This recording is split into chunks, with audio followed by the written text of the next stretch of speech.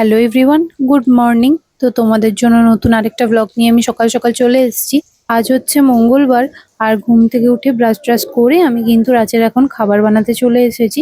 কারণ আজকে তো মা পুজো দিতে যাবে, আমি এবারে পুজো দিতে যাব না, তো মাই যাবে পুজো দিতে। তো আমি আজকে বানাচ্ছি হচ্ছে বাঁধাকপির পকোড়া। বাঁধাকপির পকোড়া খেতে আমি ভীষণই ভালোবাসতাম, কিন্তু এখন আমার একদমই ভালো লাগে না। কোনো তেলে ভাজা জিনিস খেতেই আমার সেরকম ভালো লাগে না। আমি করি কিন্তু এগুলো খাই না, বিকেলে হলে তাও একটা দুটো খাই। তো রাজ, মা, বাবা ওরাই সবাই খাবে, আমি খাবো না। অনেক সকাল সকালই আজকে স্নান করে নিয়েছি রাজ বেরোবার পরেই।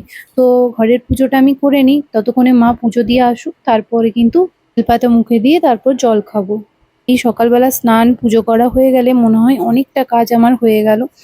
তো চলো ঝটপট করে আজকে পুজোটা করে আসি, তারপরে মা তো চলে আসবে। মা আসার পর ফুল দিয়ে জল খেয়ে তারপরে খাবার খাবো।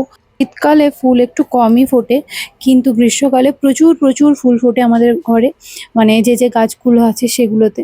তো আজকে একটু ঠাকুরকে কলা, লিচু আর মন্ডা দিয়েছিলাম। ঠাকুরের ডিশগুলো যেহেতু ছোট সেহেতু আর সব ফল দেওয়া হয়নি। মঙ্গলবার যেহেতু বজরংবলীকে ছোলা গুড় দেওয়া হয় সেটাই দিয়েছি। তো তোমাদেরকে দেখায়, আজকে কিন্তু আমি পুরো ঘরটাকে সুন্দরভাবে ঝেড়ে নিয়েছিলাম, মানে পুরো তাক টাক পরিষ্কার করেছিলাম আর কি। কাঁচা চাদর পেতেছিলাম, তো এই যে সমস্ত পর্দাও কেচেছিলাম। পর্দাগুলো শুকিয়ে গিয়েছে, কিন্তু এই দিকের পর্দাটা শুকোয়নি। শুকিয়ে ঠিকই গেছিল, কিন্তু পর্দাটা পড়ে গিয়েছিল, এত হাওয়া দিচ্ছিল যে থাকছিলই না। দিয়ে আমি আবার কেচে মিলেছি, তার জন্য এটা টাঙানো হয়নি এখনো। আজকে সকাল থেকে একবার মেঘলা করছে, একবার রোদ দিচ্ছে। তো আমার তো উপরে পুজো হয়ে গেছে অনেকক্ষণই, আর মাও চলে এসেছে। তো পুজো নিয়ে আমি সেই ফুলগুলো একটু মাথায় নিলাম, তারপরে মা সিঁদুর দিয়ে দিল, আমিও মাকে সিঁদুর দিলাম।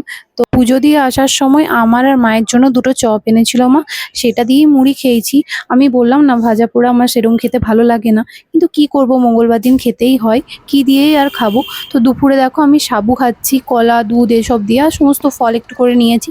আর চিড়েটা যেহেতু প্রসাদ মুখে দিতে হয়, একটুখানি মুখে দিয়ে আমার চিড়ে একদম সহ্য হয় না, অম্বল করে যায়। না, দই খেতে ভীষণ ভালো লাগে। আজকে বলেছিলাম আসার সময় দই নিয়ে আসবে, তো ও সেটাই নিয়ে এসেছে। আর তোমরা হয়তো ভাববে হঠাৎ করে আমি এত সেজে গুজে রেডি হয়েছি কেন।